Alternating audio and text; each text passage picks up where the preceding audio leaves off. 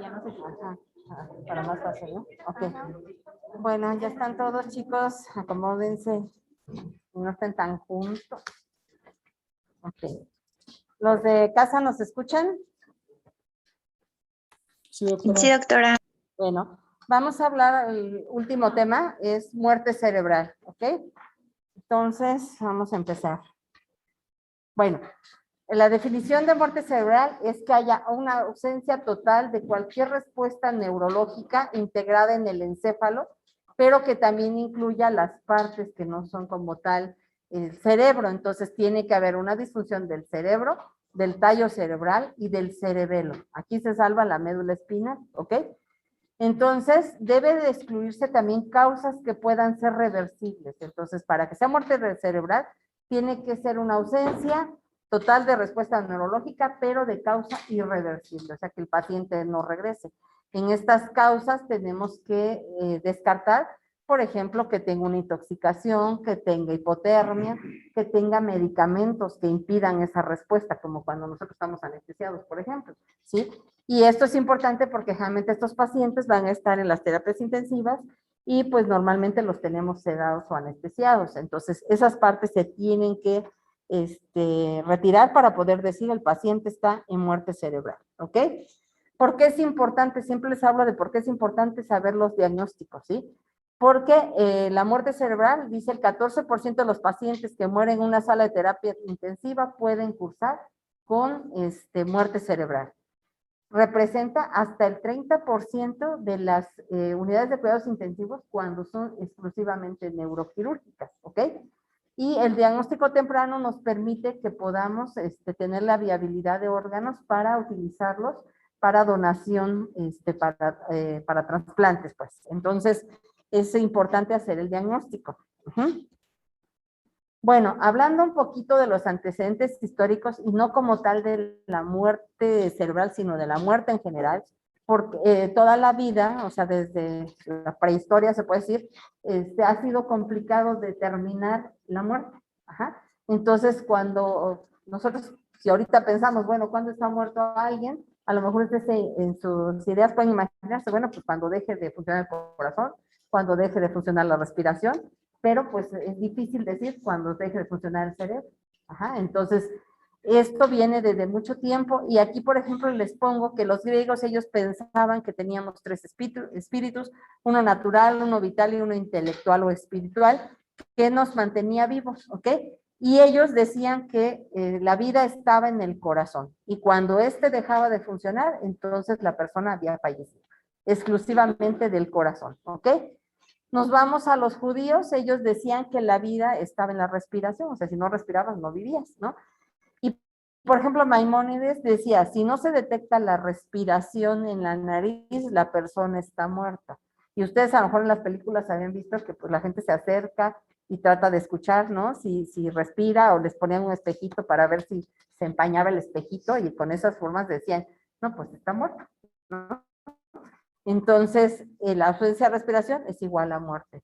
Pero en cambio, Virchow, por ejemplo, dijo, solo la descomposición celular es un signo de muerte. Entonces, él marcó la muerte celular como realmente un signo de muerte, o sea, ver que se mueran las células. Ajá. Pero, por ejemplo, pueden no ser generalizados. Vamos a suponer, se te gangrena una pierna, ¿no?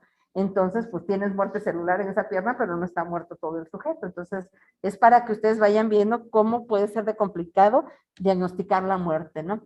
En la tradición gitana, por ejemplo, los gitanos decían que tenían mucho miedo a que pudieran no estar muertos, ¿no?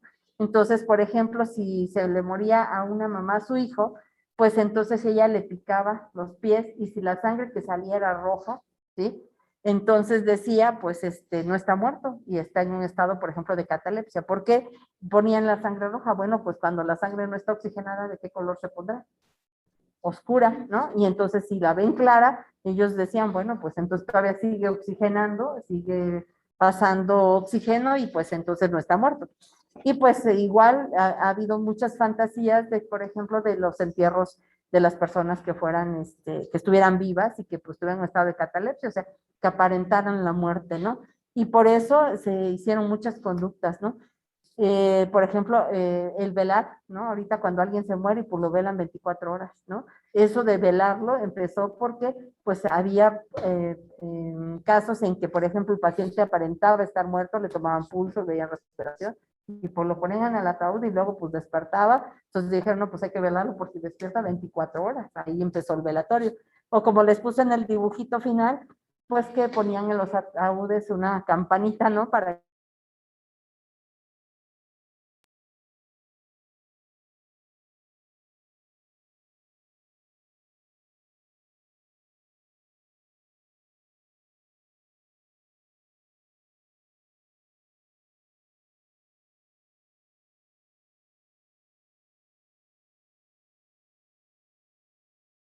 todo eso va aunado a la cuestión de la muerte, ¿no? Pero hablando ya como tal de la muerte cerebral, ¿sí? Entonces tenemos que ha ido evolucionando cómo empezó la muerte cerebral, o sea, de pensar que podía estar una persona muerta aunque funcionaran sus órganos, otros órganos, pero que el cerebro hubiera dejado de funcionar. Pues ¿cuándo empezó eso? Pues cuando nosotros pudimos poder tener vivo a una persona con apoyo ventilatorio, ¿no? Entonces, desde que aparecieron las unidades de cuidados intensivos y que se dio lo que se le conoce como vida artificial, pues entonces puede haber ese diagnóstico de, un, de una muerte cerebral, que no se le conocía como muerte cerebral, sino al principio de la década de los 50 se le decía pues daño cerebral irreversible, que es realmente la definición, o sea, se dañó el cerebro y ya no tiene forma de mejorar, ¿no? En 1956, Lockstead y Van Reis describieron 6 pacientes que presentaban apnea. ¿Qué es apnea? Cuando nosotros retiramos el ventilador y que no haya una respiración automática. Ausencia de reflejos, había hipotensión, poliuria, hipotermia, ausencia de flujo cerebral en la arteriografía, o sea, le ponían contraste, le tomaban placas y no se veía, ¿no? Pero no lo diagnosticaron como tal, como muerte cerebral, sino que lo diagnosticaron como muerte hasta que el paciente presentó un paro cardíaco. Cuando nosotros tenemos muerte cerebral, al final de todas maneras va a fallar el corazón, pero hay un periodo de unos días en que puede estar ya muerto el cerebro y seguir funcionando el corazón y los demás órganos por la vida artificial que le estamos dando, ¿no? Y entonces ellos no lo diagnosticaron como muerte cerebral, pero los datos clínicos que describieron, pues nos decían de una muerte cerebral, ¿no? Y como dice ahí, la muerte de esos 6 pacientes ocurrió entre 2 horas hasta 6 días después de que presentaron esos datos clínicos, ¿no? Aquí en 1959, Guatemi, Jubik y Del Coste describieron muerte, pero le llamaron muerte del sistema nervioso, no muerte cerebral. Y unos meses más tarde, 2 neurólogos, Molaré y Golión, describieron la misma condición, le llamaban el coma de Pasteur. Ellos eran franceses y lo que significa es que es algo más allá del coma, el coma sobrepasado, coma superado o más allá del coma. ¿Se acuerdan que cuando hablábamos de los estados de conciencia o de vigilia, decíamos que habían diferentes, ¿no? Y el más grave era el coma. Entonces ellos decían que había algo más allá todavía del coma, un grado más allá. Pues ese grado más allá es la muerte cerebral, ¿ok? En 1968, la Escuela de Medicina de Harvard, pues ya publica en un informe al cual estos datos clínicos, no los voy a repetir porque son muy parecidos, los llaman coma irreversible, ¿sí? Pues que ya no hay mejoría. Y los datos clínicos que ponen, esta es la descripción que ellos dieron, pues nos están describiendo como tal a la muerte cerebral, ¿ok? Si quieren no la copien, se las voy a dejar. Entonces, en 1971, Mahonda Shishu publican los criterios de Minnesota, ¿sí? Y ellos le llaman el punto de no retorno, ¿sí? Entonces, aquí nada más les estoy describiendo los diferentes nombres que le fueron dando las personas, pero al final describen todos la muerte cerebral, ¿ok? En 1972, el Código del Reino Unido ya nos marca datos ya como tal de la muerte cerebral y nos dice que debe haber precondiciones y otras consideraciones. Y ellos, por ejemplo, ya nos empiezan a decir cómo vamos a hacer el diagnóstico. En las precondiciones, por ejemplo, ellos dicen, tiene que ser un paciente en coma y debe de estar con ventilador artificial. Eso es obvio, porque pues si está en coma no respira y pues tiene que tener apoyo ventilatorio. Daño estructural irremediable establecido, ¿sí? Entonces, ya sea por imágenes o por el tipo de daño o accidente que sufrió, pues decimos es un daño grave, ¿no? Pruebas diagnósticas con reflejos troncoencefálicos ausentes y tiene que estar apnea. Apnea, pues es, ya les decía, de hecho hay una prueba como tal que se llama de apnea, que nosotros desconectamos el ventilador, el paciente no tenga ventilación automática. Y otras consideraciones, pues ellos dicen que debe de repetirse las pruebas a veces hasta por 24 horas, o sea que no solo una prueba tenga que ser directamente para poder hacer diagnóstico. Pueden estar, aquí esto es importante, puede estar reflejos espinales. Ahorita que les platiqué, les dije, tiene que haber una falla generalizada de la parte craneal, donde está el encéfalo, el tallo cerebral y el cerebelo, pero les dije que se salvaba aquí, la médula espinal, y se acuerdan ahorita que vieron toda la anatomía, había algo que se llamaba arco reflejo, ¿sí? Entonces, esos estímulos llegan al sistema nervioso superior o nada más a la médula. Entonces, puede haber reflejos espinales y esto nos condiciona una complicación con los familiares, porque imagínense que ustedes le estén platicando al familiar que pues el paciente ya se murió, ajá, y de repente mueva a una parte de su pierna. ¿Se acuerdan como cuando han visto, por ejemplo, alguna araña y le cortan la patita y sigue moviéndose la patita, ¿no? Aunque esté separada del cuerpo, ¿sí? Pues aquí puede pasar, o sea, está separado ya la médula del cerebro, ajá, pero perdón, nuestra patita se nos sigue moviendo, pues es muy semejante. Pero ¿cómo le explicamos a un familiar, no? Con el dolor que tiene de que le digas que se le murió un hijo, el hermano, papá, no sé, y que le digas que está muerto, que se le mueva o que tenga reflejos, porque normalmente que hacen, lloran, gritan, lo empiezan a mover, ajá, lo estimulan o algo, o hasta a veces hasta lo pican para estar seguros ellos, y de repente hay el reflejo. Entonces, nos van a decir, no, pues no está muerto, si se mueven, ¿no? Entonces, explícales, ¿no? Luego, pruebas como el electroencefalograma, dice, o medidas de flujo sanguíneo cerebral, dice, a ellos decían ahí que no eran necesarias, actualmente sí, y se tienen que repetir. Que la temperatura sea igual o mayor de 35. ¿Por qué decimos eso? Porque a veces si nosotros sometemos a un paciente a hipotermia, le bajamos tanto sus parámetros basales que puede llegar a dejar de funcionar sin estar totalmente muerto el cerebro, ¿ok? Entonces eso es importante. Y dice que se consulta al especialista, en este caso el especialista, pues tienen que ser personas especializadas en el sistema nervioso central, puede ser neurocirujano, neurólogo, en casos dudosos. Y en los demás, decían ellos, se requiere la certificación de 2 médicos diferentes, ¿ok? Déjenme mover esto, ok. Bueno, entonces, hablando ya bien la definición, ahí está, de la muerte cerebral. Ausencia total de la respuesta neurológica integrada en el encéfalo, ya dijimos todo lo que está dentro del cráneo, cerebro, tallo cerebral, cerebelo, y que deba describirse causas reversibles, ¿sí? Ahora, en la parte final que le pongo aquí, es muy importante, siempre la muerte cerebral va a ir invariablemente seguida de un paro cardiorrespiratorio, porque estamos diciendo que está fallando el tallo cerebral, pues le va a dar un paro cardíaco, ajá. Pero la cuestión que es que puede ocurrir primero la muerte cerebral y después el evento cardíaco. Ahora, si nosotros tenemos al paciente con una vida artificial, nosotros la fusión cardíaca la podemos mantener ¿con qué?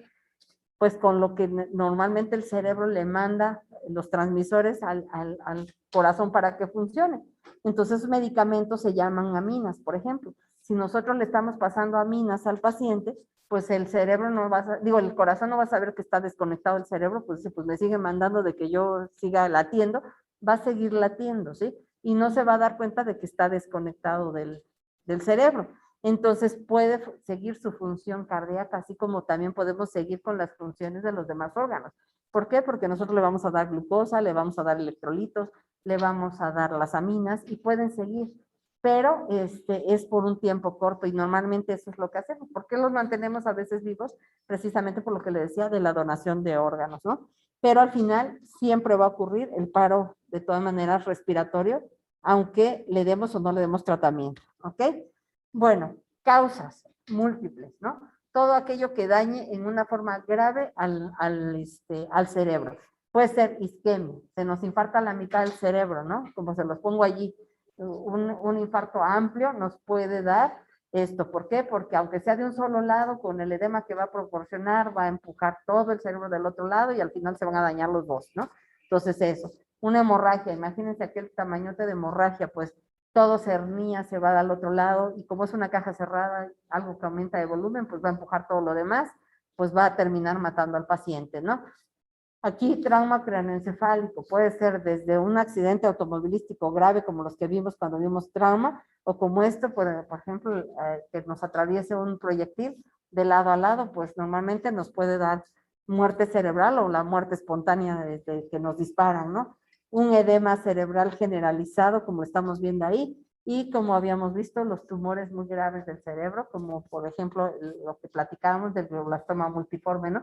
Que afecta a diferentes órganos, pues también nos puede dar muerte cerebral, ¿ok? El diagnóstico. Entonces, aquí se debe ser satisfactorio el criterio del cese irreversible, o sea, que no hay una causa que se pueda retirar, ¿sí? Les decía yo, por ejemplo, una persona muy anestesiada, pues puede parecer muerto, ¿no? Puede no tener ningún reflejo, pero eso si le quitamos los anestésicos, va a regresar o va a volver a revivir, ¿sí? Entonces, tiene que ser causa irreversible, ¿sí? Y puede estar presente la ausencia de la función cerebral con una presencia de una función cardíaca normal y respiratoria artificial, ¿o sea? Entonces, ¿cuáles son los criterios neurológicos? El paciente va a estar en coma. ¿Su escala de Glasgow en qué va a estar? En 3, porque no va a estar en 0, ¿verdad? ¿Por qué no va a estar en 0? Porque el 0 no existe, ¿verdad? Porque cada uno de los puntos, dijimos, el valor mínimo es 1 y son 3 puntos que valoramos, entonces lo mínimo es 3. Entonces, estar en coma o estar muerto significa 3, ¿ok? Bueno, entonces, y dice, va a haber ausencia de los reflejos cerebrales. Si yo le pongo la luz en el ojo al paciente, ¿qué va a pasar? No va a pasar nada. Ajá. Entonces, si ya está dilatado, pues no se mueve, o sea, no se dilata, no se contrae, no pasa nada. Cuando le hago reflejos oculocefálicos, ¿alguien sabe a qué se refiere reflejos oculocefálicos? ¿No? A ver, ahorita que hacen así, ¿no? ¿Qué pasa? Si estuvieran dormidos, o sea, anestesiados, y le hacemos la cabeza así para un lado al otro, ¿sí? Los ojos se van, por eso se llama así ojos de muñeca, van a girar para el lado contrario, o sea, si me voltean para acá, mis ojos se van a regresar hacia acá. Pero, ¿qué pasa en el paciente que tiene muerte cerebral? Le hacemos así y la mirada está fija. Entonces, si lo volteo para acá, se va así. Si volteo para allá, se va así, sin moverse. ¿Por qué? Porque están paralizados los nervios que van a los ojos y no se mueve nada. Es como si estuviera apagado, ¿ok?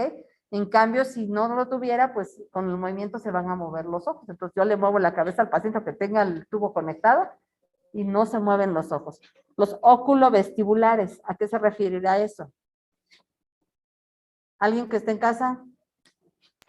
Sí, es cuando ponemos o introducimos agua fría en el conducto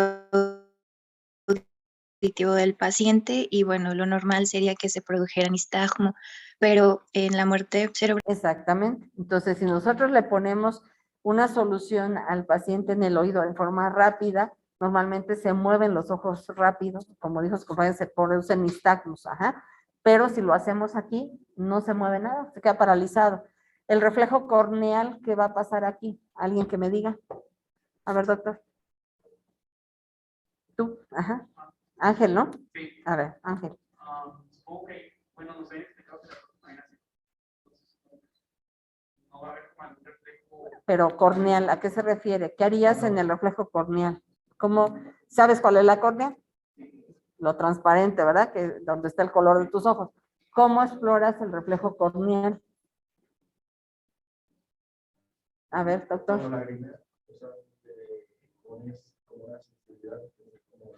Pero ¿cómo le pondrías una sensibilidad? Algodón, por ejemplo. Ajá. Si te tocan, si ustedes se tocan aquí, duele horrible, parpadean, cierran el ojo, les llora.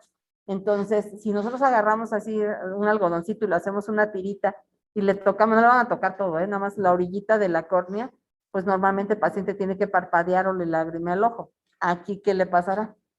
Nada. Entonces, le puedes tallar así con algo y no le duele. Precisamente los pacientes que están en coma, ¿por qué creen que les ponen, así, le han visto que les ponen como tiritas? Porque no parpadean. Ajá. Entonces, se les puede ulcerar la córnea. Entonces, les tapan el ojo, ¿no? Entonces, aquí no hay nada. Y orofaringio, digo, el paciente está intubado, esto está difícil de ver, porque pues el paciente está intubado, pero ¿cómo nos daríamos cuenta que no tiene reflejo orofaringio? Ajá, si lo levanta, o sea, si nosotros tuviéramos algo aquí, imagínense meterse un cepillo de dientes o algo, ¿no? O una batelenguas, ¿qué nos pasa cuando nos meten algo? Pues te da el reflejo de náusea, ¿no? Se te mueve el velo del paladar, la úvula. Entonces aquí como no podemos meterle algo más porque ya está el tubo, pero le jalan poquito sin quitárselo, obviamente, lo mueven tantito y debería provocarle ¿qué?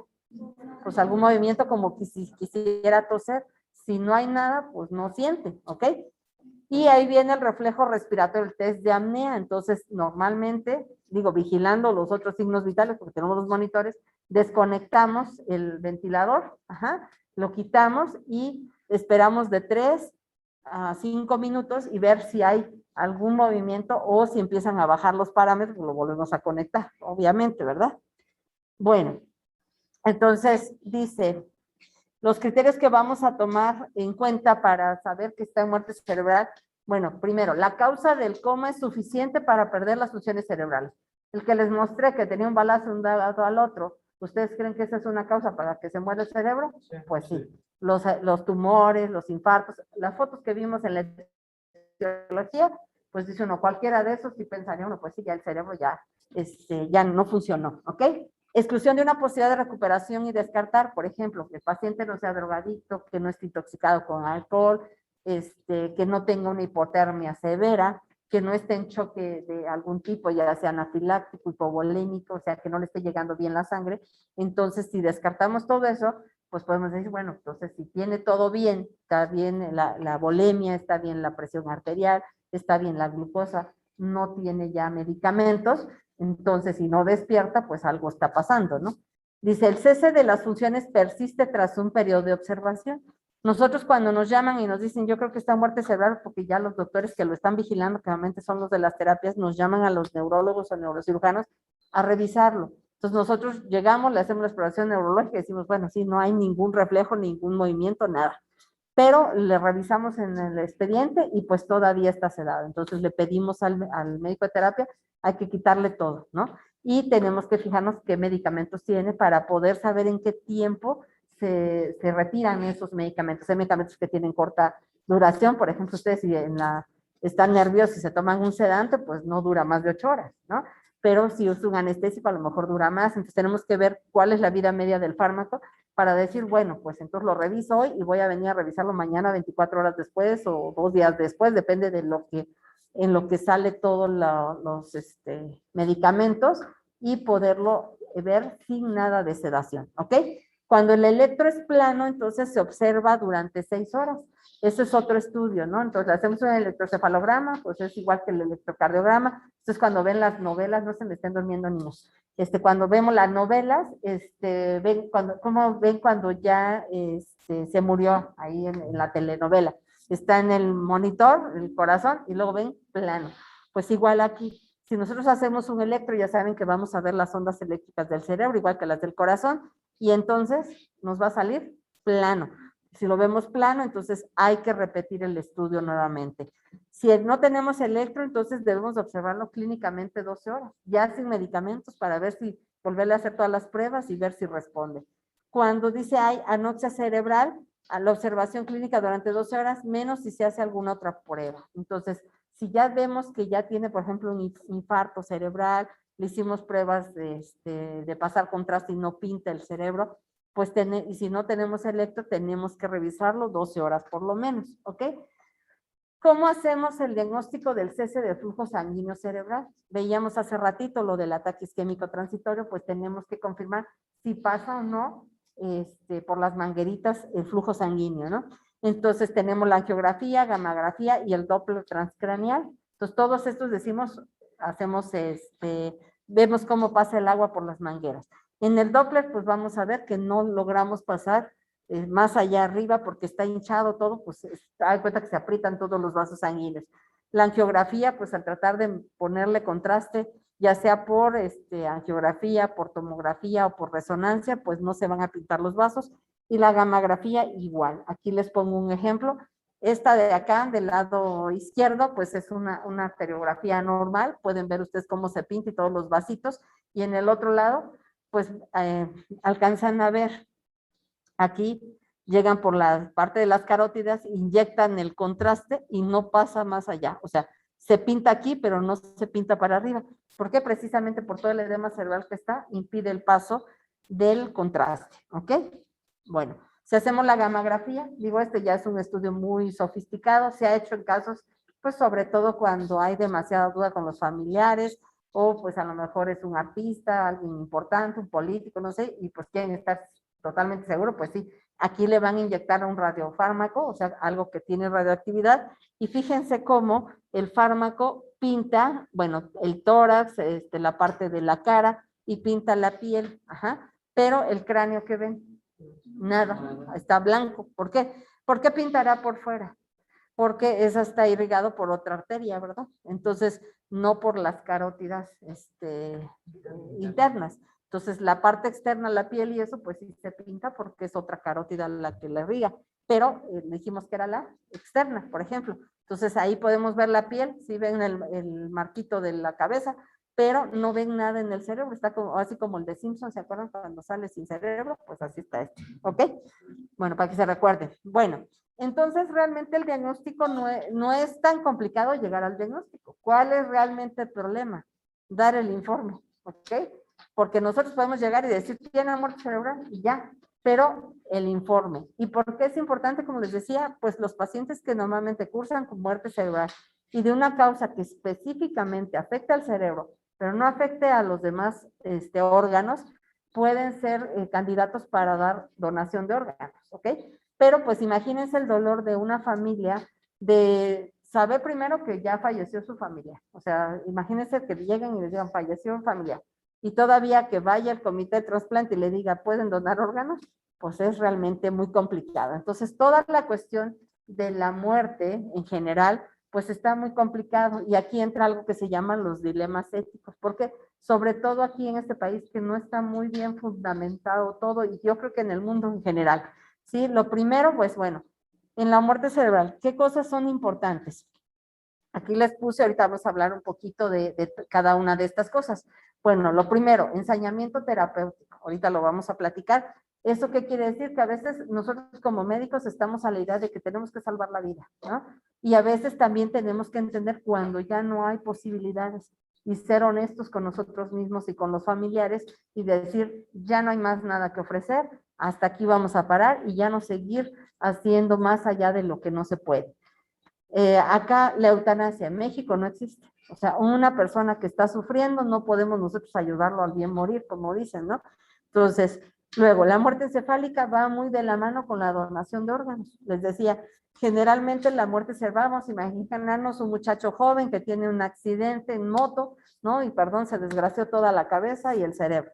Pero todos sus demás órganos están bien. El muchacho es sano, no tiene ninguna enfermedad, nada, pues es candidato especial para donar órganos, pero lo difícil de poder conseguir que se haga en el momento y tampoco tenemos así como un mes para poder decir vamos a mantenerlo vivo y que se decida la familia.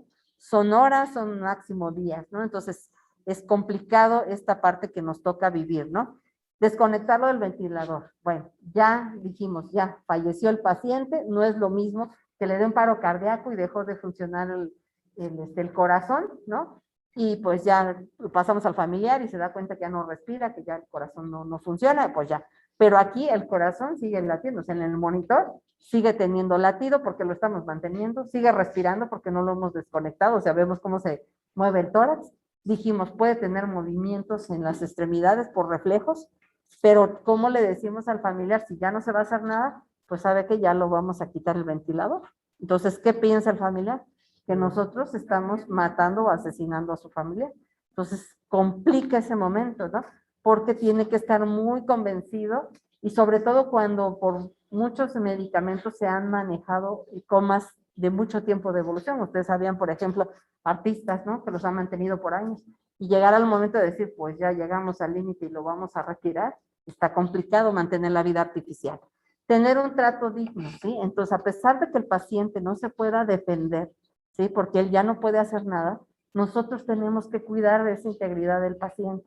Simplemente, no porque no esté despierto y que no pueda defenderse, nosotros, por ejemplo, lo vamos a tener desnudo, ¿no? Hay que cubrirle siempre sus partes íntimas, tenerlo cubierto cuando pasan a visitarlo, ¿no? Estarlo moviendo de posición para que no se escare y no se vea mal la persona cuando están ahí los familiares, limpiarlo, ¿no? Porque pueden seguir saliendo secreciones y no lo podemos dejar así. Entonces, sigue siendo una persona aunque haya fallecido, ¿ok?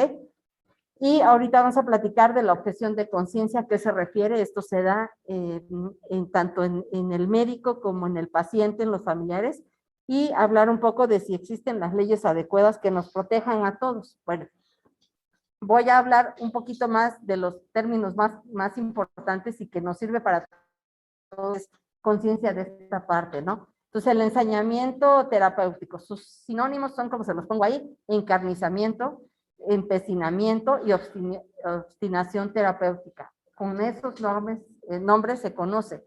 Y esta parte, desde ahorita ustedes se tienen que ir haciendo una idea de que no podemos ser así. Tenemos que ser honestos nosotros. Pueden llegar hasta pensar, por ejemplo, un paciente que está en terapia, pues le cobran el hospital, ¿no? Le cobra el médico por día, si está en un privado, o sea, cobran honorarios, y por lo mejor pueden decir, bueno, a lo mejor el médico lo está manteniendo vivo, pues para seguir cobrando honorarios, ¿no? Aunque el paciente no lo esté. Entonces, ahí, por ejemplo, pues es una parte deshonesta. También nosotros no tenemos que llegar a un momento en que digamos, ya hicimos lo más posible y no va a haber mejoría. Y ahí dice, no podemos dar tratamientos extraordinarios y desproporcionados que no van a dar un beneficio, ¿sí? Por ejemplo, si nosotros ya vemos una hemorragia, tiene datos de muerte cerebral, estaría bien que el neurocirujano lo meta a hacer una crenetomía, un drenaje de hematoma, cuando ya hay datos de muerte cerebral. Eso sería un ensañamiento terapéutico. ¿Por qué? Porque ya no va a haber beneficio. Si ya hay datos de muerte cerebral, ya no va a regresar, ¿ok? Entonces, eso sería un ensañamiento. Y está descrito desde Sócrates, ahí les puse, él escribió eso y eso habla precisamente del ensañamiento. Yo haría solamente el ridículo ante mis ojos, o sea, que si uno mismo analizara lo que hace, si abrazara la vida y me aferrara a ella cuando ya no tiene más que ofrecer, ¿sí? Entonces, eso es para uno mismo y para el tratamiento, en el caso del médico, con los demás. Es lo difícil del médico, ¿no? Porque siempre vamos a estar luchando contra la muerte, pero aquí vamos a tener que aprender a ver la muerte como tal, ¿no? La otra, la objeción de conciencia. ¿A qué se refiere eso? La objeción es dar una razón o un argumento de carácter ético o religioso que una persona, o sea, nosotros aducimos para oponernos a una disposición oficial. Y ahorita no sé si han escuchado, pues ahorita precisamente quieren hacer cambios en cuanto a la objeción de conciencia en cuanto a los médicos. Ahorita están haciendo muchas cuestiones en las redes sociales porque nos quieren quitar ese derecho. O sea, todas las personas tenemos el derecho de negarnos a algo cuando no va con nuestras convicciones, aunque sea de un carácter ya legal. Por ejemplo, si nosotros por nuestra religión, ahí les puse un ejemplo, decidimos no hacer algo, seamos pacientes o seamos médicos, ¿sí? Aquí les puse, y nos pasa muy frecuente a los cirujanos, rechazo a la transfusión de sangre. Llega un paciente, de hecho ahorita me acaban de llegar 3, no sé por qué me están llegando a mí, si alguien los está enviando, testigos de Jehová, ¿no? Es en serio, ¿sí? O sea, ahorita, y es muy complicado, o sea, en la conciencia es complicado y se los voy a decir. Me han llegado 3 pacientes, una señora con un tumor ya grande, operable, parece un meningioma, que es curable, pues, porque es un tumor benigno, pero pues está aquí en el seno, entonces pues es muy probable que cuando operemos, pues es como abrir una llave y se nos va muchísima sangre. Yo no me puedo arriesgar a operarla si no me firma que acepta la transfusión de sangre. El paciente, la señora, pues se enoja y el esposo peor, porque dice que uno no tiene valores y que vamos a dejarla morir porque no le hacemos nada. Ha visto a 3 o 4. Yo le comenté, bueno, pues puede ver a todos los de México, pero pues no va a haber alguien que la opere bajo esa condición, ¿sí? ¿Por qué? Porque no hay una forma de ofrecerle un tratamiento, ¿no? ¿Y por qué ahí es una objeción de conciencia? Porque, bueno, nosotros estamos entrenados los neurocirujanos de una forma, ¿sí? Es como si alguien les enseñara a ustedes a cocinar de alguna manera. Si ustedes saben cocinar en cocina de gas, pues a lo mejor no van a ir a poder hacer cocina de carbón. O sea, si le dijeran, vas a hacer un pastel en anafre, pues no, yo no lo sé hacer, ¿no? Lo sé hacer en un horno, pero no en un anafre. Entonces, esa parte tienen que entenderlo ellos también. Yo puedo decir, bueno, yo no le puedo ofrecer el tratamiento porque no sé hacerlo. Y eso es ser honesto, ¿no? O sea, no sé hacerlo sin sangre. Si hay alguien más, pues que lo haga así, ¿no? Pero ahí hay un problema, es una objeción de conciencia. Pero imagínense si ella me demandara por no operarla bajo esas condiciones. Y eso es lo que, por ejemplo, ahorita puede pasar si nos quitan eso. O sea, mi conciencia me dice, yo no puedo meterla porque lo más probable es que se me muera, ¿sí? Luego, rechazo, por ejemplo, de mujeres a ser atendidas por médicos varones. Puede ser que una mujer diga, no, pues yo quiero que me revise un ginecólogo, pero que sea mujer, ¿no? Y a lo mejor está en un servicio público y le dicen, pues va a atenderla, pero es un hombre. Entonces ella puede objetar, pero pues no se puede quedar también con el bebé adentro, que ese es el único ginecólogo, ¿sí? Entonces ahí, por ejemplo, ella puede objetar y el ginecólogo, pues si no quiere, pues no tiene tampoco obligación de atenderla, ¿no? Puede uno negarse a experimentar con animales. A lo mejor yo soy muy amante de los animales y decir, pues yo no voy a estarle inyectando o haciendo cosas a los animales. O, por ejemplo, la negativa de los médicos a realizar un aborto. Hay lugares donde ya, aún en México, está aceptado el que se practique un aborto. Pero a lo mejor nosotros nos ponemos a pensar, si alguno de ustedes fuera ginecólogo y que llegues a un hospital, no sé, por ejemplo, en la Ciudad de México, te digan, pues aquí sí está permitido realizar abortos, ¿no? Y llega el paciente y te lo pide, pero tú, por tus convicciones religiosas y éticas, dices, yo no le voy a realizar un aborto, ¿no? Entonces, tendrías derecho a decir, yo no lo atiendo. Ajá. Entonces, ahí entran las dos partes, tanto la del paciente como la del médico. Y aquí, por ejemplo, una objeción de conciencia es la desconexión del ventilador. Ajá, a lo mejor, vamos a suponer, yo como neurocirujano llego y le pongo, ya tiene muerte cerebral. Ajá, y el médico de terapia va a ser el que desconecte el ventilador. Si por su religión a él no le permiten el desconectar, porque al finalmente pues le estás dando la muerte en ese momento, y cuando lo desconectas, podría negarse, por ejemplo, a desconectar el ventilador. O el familiar podría negarse a desconectar el ventilador, eso sería una objeción de conciencia. ¿Sí queda claro? Bueno, la eutanasia. Bueno, la eutanasia es un acto de provocar intencionadamente la muerte de una persona que padece una enfermedad incurable para evitar que sufra. Pues en México, pues está prohibido la eutanasia y también está prohibido el suicidio asistido. O sea que nosotros, el suicidio asistido es que alguien se va a matar y yo lo acompaño. Aquí estaría, sería un delito, ¿no? O sea, eso no se puede hacer, ¿sí? En otros lugares sí se puede acompañar a la persona y no se toma como homicidio si lo estás acompañando. Aquí sí. Entonces, por eso se los puse, ¿no? Está prohibido hacer eutanasia, ¿sí? Y aunque sea entendida como homicidio por piedad, pues, pero sigue siendo homicidio, ¿ok? Y ahí les puse las leyes. Seguimos. Bueno, la otra cosa importante, la donación de órganos, es lo que les decía. Bueno, ya el paciente tiene muerte cerebral y pues tenemos que pasar a ver si es posible que el paciente done órganos, ¿no? Entonces, para esto se debe tomar en cuenta, dice, siempre, alguno o todos los órganos pueden ser donados, o sea, de una persona, que sean viables. Luego, la procuración de órganos no debe interferir con los rituales funerarios, ¿ok? Por ejemplo, que le causemos deformidades o desfiguraciones, siempre y cuando no, el paciente o los familiares, el paciente lo pudo haber dejado escrito antes y los familiares que lo acepten. No sé si alguna vez escucharon, por ejemplo, que hubo un trasplante de un miembro, de un brazo, por ejemplo, ¿sí? No, hace unos años. Obviamente que si le ponen el brazo de otro, ¿sí? Pues va a dejar una deformidad, una desfiguración en la persona que donó el brazo, por ejemplo, ¿no? Entonces, hay que tratar, como les decía, con respeto. Si vamos a dejar una desfiguración, tiene que ser advertido a los familiares, ¿no? Para que ellos sepan lo que va a pasar, ¿no? El familiar debe ser informado ante todo el proceso. ¿Sabe qué? Pues le van a quitar las córneas, le van a quitar el corazón, se le va a hacer una incisión aquí, o sea, como si fuera una cirugía, todo lo que va a pasar, ¿ok? Bueno, ¿qué criterios de inclusión se usan para donación? O sea, ¿qué cosas podemos donar y con qué tiempo, no? Entonces, los riñones, dicen, se lo pueden donar personas de 6 meses de edad, o sea, desde un bebé hasta 70 años, tiene que tener la presión normal, tiene que tener sus estudios de creatinina y nitrógeno ureico normales. El corazón, dice, hombres menores de 35 años, mujeres menores de 40, o sea que tenemos más corazón y mejor a las mujeres, con examen cardiológico previo. El hígado, 1 mes a 60 años, con función hepática normal. Las córneas pueden ser mayores de 1 año, sin cáncer y sin infecciones. La piel de 15 a 65 años, sin cáncer. el hueso de 15 a 65 años sin cáncer, la médula ósea menores de 50 y las válvulas cardíacas menores de 55. Así para cada órgano hay unas especificaciones. Esto es así como en general, nada más para que ustedes lo sepan.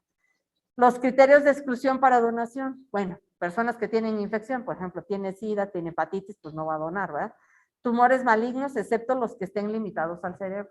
Acuérdense que los tumores, casi todos los cerebrales, no dan metástasis, son muy raros los que dan metástasis fuera del sistema nervioso. Entonces, aunque tenga un tumor, por ejemplo, un glioma, no le va a dar tumores de metástasis a otro lado. Entonces, si tiene un glioma, sí puede donar órganos, puede donar corazón, las córneas, todo lo demás.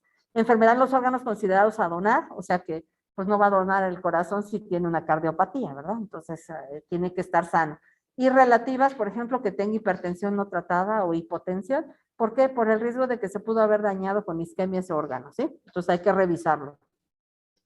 Ahora, les pongo aquí las leyes que dictan en México este tipo de cosas, ¿no? Entonces, en la Ley General de Salud, el artículo 344 describe, la muerte cerebral se presenta cuando existen los siguientes signos, por ley, pérdida permanente y irreversible de la conciencia y de respuesta a estímulos sensoriales. Pues nos está hablando de que no hay respuesta neurológica. Ausencia de automatismo respiratorio. Ahí está mal porque puede tener automatismo, pero, bueno, automatismo se refiere que él mismo, pero está apoyado con la respiración artificial. Evidencia de daño irreversible del tallo cerebral, ¿ok? Y se deberá descartar intoxicación aguda por narcóticos, sedantes, barbitúricos y neurotrópicos. Entonces, el paciente tiene que estar limpio de cualquier medicamento que afecte su conciencia, ¿ok? Las pruebas que deben realizarse por ley en México son angiografía cerebral bilateral y debe de haber ausencia de circulación cerebral y un electroencefalograma con ausencia total de la actividad eléctrica cerebral y 2 con espacio de 5 horas, ¿ok? Entonces, esto es lo que nos pide la ley en México, aunque no sea exactamente como en otros países. La Ley General de Salud, en el artículo 320, hablando de la donación de los órganos, dice, toda persona puede disponer de su cuerpo y podrá donarlo total o parcialmente para fines y con los requisitos previstos en este título que habla de las donaciones. Y el artículo 321 dice la donación de órganos, tejidos, células, cadáveres, consiste en el consentimiento tácito o expreso de la persona para que en vida o después de la muerte su cuerpo, cualquiera de sus componentes se utilicen para trasplantes. ¿Aquí de qué habla? Una persona puede donar en vida, por ejemplo, nosotros tenemos 2 riñones, podemos donar un riñón, pero tiene que ser bajo nuestro consentimiento, ¿sí? Si no, ya es el tráfico de órganos, por ejemplo, que nos ceden y nos roben un órgano, pues eso ya no es trasplante y donación, ¿verdad? Eso ya es robo, ¿ok?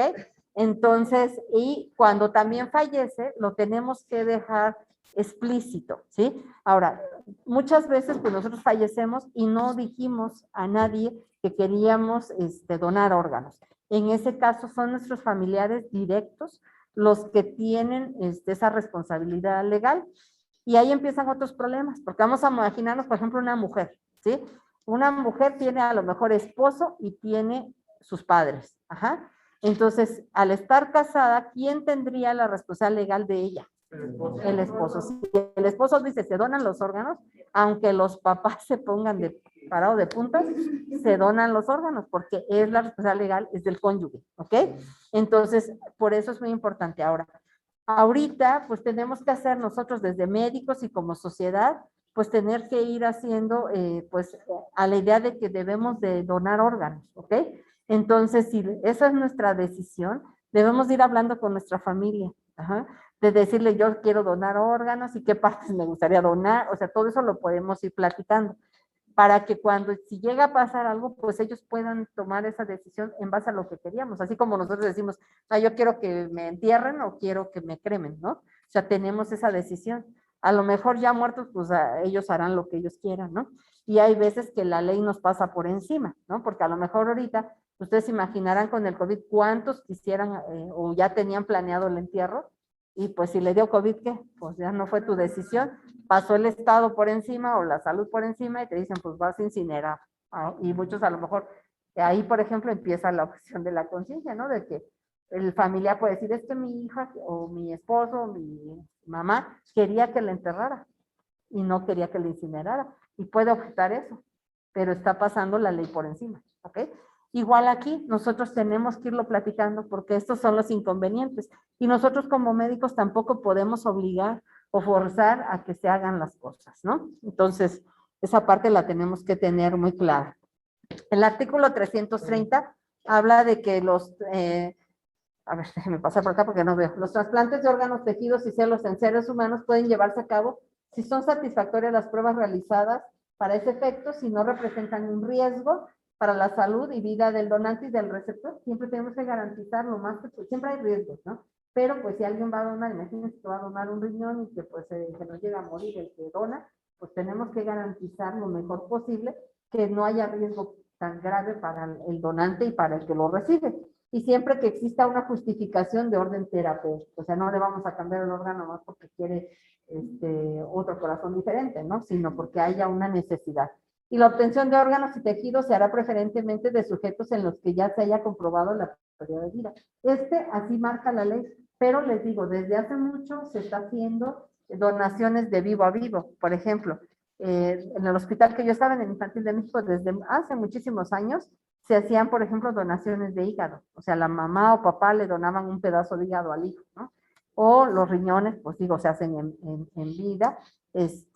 No es forzoso estar muerto, digo, pero pues si es el donador de una persona que falleció, pues por lo menos ahí tenemos la garantía que no más se está poniendo uno en riesgo, ¿no? Pero se puede hacer y generalmente uno de padre pues siempre dice, pues si le voy a salvar la vida a mi hijo, pues a mí quíteme lo que sea necesario, ¿no? Entonces lo aceptan así, pero es bajo un consentimiento. Entonces, todas estas partes, creo que eso es todo. Todas esas partes tenemos que estar muy pendientes porque todo lo que rodea la muerte es muy complicado, ¿sí? Entonces tenemos que tener mucho cuidado y desde ahorita tener ustedes en mente que todo lo que decimos tiene que estar por escrito. No es de yo le dije, eso no vale. Tiene que estar en un expediente y escrito y firmado por los familiares, ¿sí? No saben cuántas veces nos ha pasado, hasta para cirugía. Uno tiene que decirle, a ver, los riesgos son estos. Yo siempre les hago una nota que se llama así, consentimiento informado. Entonces les describo todo, se los hablo y se los escribo y le digo, a ver, ¿me lo lee, por favor? ¿Algo que no entienda? No, si lo entiende y le pongo así, que ha entendido todo lo que le explicaron claramente y su firma. Entonces, después cuando ya pasa algo, te dicen, es que no me explicó esto. Aquí está y usted lo firmó y aquí está escrito. Y ahí dice que lo leyó, porque pues luego te salen con que no lo leyeron, ¿no? Entonces, tiene uno que ser muy reiterativo, sobre todo para cuidarse, y de verdad, porque todo esto nos da muchas implicaciones legales, y luego al rato los que estamos en problemas o hasta en la cárcel es uno, ¿no? Todo el equipo. Entonces, tiene uno que tener mucho cuidado, como es, por ejemplo, equivocarse en los diagnósticos, hay que estar bien seguros. O sea, nosotros no podemos certificar la muerte si no tenemos los implementos. No puedo decir, yo si nada más puedo hacer los exámenes neurológicos, le pongo probable muerte cerebral. No lo puedo ratificar. ¿Por qué? Porque necesito el electro, necesito los estudios de imagen. Y hay veces que no lo tienen o no se puede hacer. O no se puede trasladar al paciente que porque tiene muchas aminas, que pues si no tiene, pues no puedo ratificar. Ajá. Pero no puedo poner muerte cerebral y al rato despierte. Ajá. Entonces, o que imagínense que done órganos y luego las demandas, ¿no? Entonces, tienen que ser muy cuidadosos con esas partes y desde ahorita, pues si ustedes quieren en algún momento donar órganos, irlo platicando con los familiares, ajá, porque tampoco, por ejemplo, si la persona, aunque lo haya escrito, ¿no? De decir, quiero donar mis órganos, pero el responsable ya cuando fallecen, sobre todo por esto de muerte cerebral, pues son sus familiares. Si el familiar no quiere, tampoco lo podemos obligar, a menos de que lo haya dejado notariado, que ahí sí es su voluntad bien certera o un documento firmado como la voluntad anticipada que le llamamos, ¿no? Y que vaya ahí en el expediente, ¿no? Pero eso es difícil. Si nada más es de palabra, ¿no? No podemos hacer, ajá, porque el que tiene la última voluntad, pues es el que está vivo y en este caso responsable de la persona. Y no nos metemos en problemas, aunque haya muchas personas esperando un órgano. Tienen que ser bajo conocimiento, ¿ok? Bueno, con esto terminamos las clases. Digo, voy a seguir pendiente de ustedes porque todavía tenemos ahí pues algunos temas y si tienen algunas dudas, con mucho gusto. A mí me dio mucho gusto estar tanto con ustedes que están aquí como con los chicos que están en casa Para nosotros como profesores siempre es muy grato pues estar con ustedes jóvenes, porque ustedes son como la jalea real, ¿no?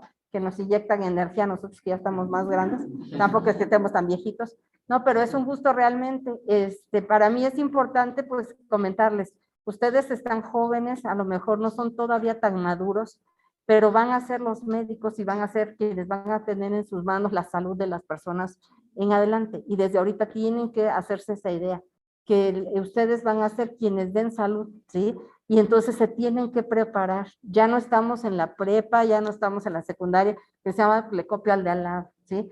Cuando estén con un paciente, pues no, difícilmente, si no tienes conocimientos, van a poderlo sacar adelante y la vida nos cobra las facturas, como dicen, ¿sí? Entonces ahorita, por ejemplo, se están dando cuenta ustedes que este módulo, por ejemplo, no fue sencillo, ajá, son muchos temas, pero ya su vida va a ser así.